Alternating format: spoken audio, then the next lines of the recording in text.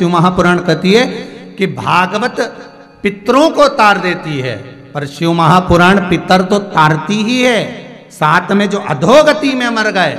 गर्भावस्था से बाहर निकलने के बाद या गर्भावस्था के अंतर्गत 4 महीने का गर्भ ठहरने के बाद जो बालक या बच्चा जो अंदर की अंदर शांत हो जाता है या प्रविष्ट होकर कुंवारी अवस्था में भी चले जाता है, वो आहूत शंकर की कथा से ही तर सकता है। शिव के द्वारा ही उसको मुक्ति मिल सकती है, मोक्ष मिल सकती है। पितर अपना भाग ग्रहण कर लेते हैं।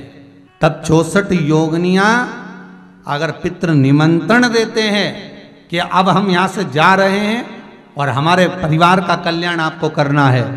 तब पितरों के जाने के बाद में 64 योगिनियां प्रवेश कर। आज भी हिंदू धर्म में नियम है साहब, आप देखिए 16 श्राद्ध आएगी, उसके बाद ही नवरात्र आएगी। था थोड़ी सी गहन है और थोड़ी सी आपको समझ में आ जाए, थोड़ी टफ तो लगेगी, परंतु शिव महापुराण आज की जो आप सुन लेंगे तो जीवन किसी किसी को शरीर में माता जी भी आ जाती है और किसी किसी को शरीर में पितर भी आ जाते हैं। अब लोग कहते हैं इनको पितर भी आते हैं और देवी भी आती है, तो बड़ी आश्चर्य की बात होती है कि शिव महापुराण कह रही है, शंकर की कथा कह रही है कि अगर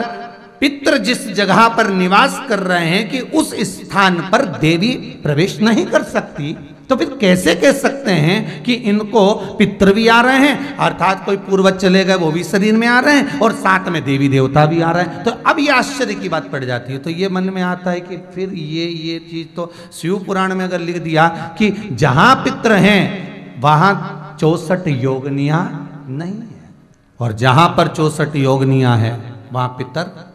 नहीं है, पितर नहीं है। एक छोटा सा उपाय अवश्य करिएगा। मान लो कि आपको लग रहा है कि आपके घर में पितृदोष है, आपको ऐसा महसूस होता है,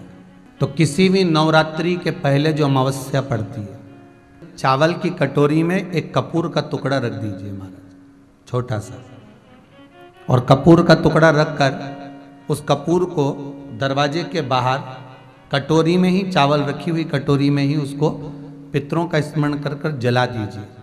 और जलाने के बाद उस चावल को कहीं भी किसी भी वृक्ष की छांव में पक्षियों के लिए डाल दीजिए। शिव महापुराण की कथा कहती है अगर मान लो पितर आपको कष्ट दे रहे हैं, पितर आपको तकलीफ दे रहे हैं, कोई काम नहीं होने दे रहे हैं, या कहीं आपको ऐसा लगता है कि पितरों का दोष है, तो वो पितृदोष देवी, अब ये जो आप करेंगे ये कब कर रहे हैं? अमावस्या के दिन आप उसको रख रहे हैं, अमावस्या के दिन उसको रखकर रात भर आपने रखा कपूर के साथ में, सुबह एकम पड़ गई, नवरात्रि लग गई, उसी दिन उसको जलाकर आपने पटक दिया। अर्थात उससे देवी और पितृ इन दोनों का आशीर्वाद जो प्राप्त होता है, तो घर में से पितृदोष समाप्त होकर लक्ष्मी की वृद्धि प्रारंभ हो जाती है, कार्य में सिद्धता आ जाती है।